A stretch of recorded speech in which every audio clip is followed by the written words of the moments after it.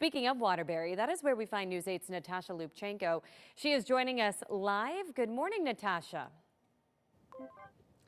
Alyssa, good morning. Yeah, we've been driving around the Waterbury area, especially the side roads, and seeing that there are some slick spots, some snow piles, of course.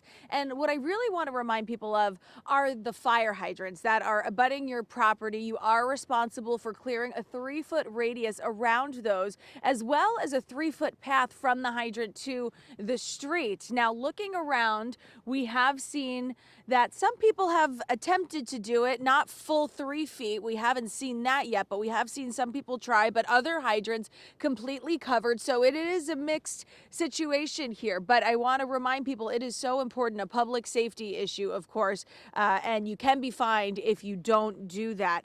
We know that this snow was very wet and heavy, and especially now that some of it may have ice over, it may be difficult for you to get out here and shovel. So a reminder, of course, if you have any heart issues and you happen to be shoveling, of course, get clearance from your doctor or have someone help you, because this is strenuous exercise, clearing snow like this.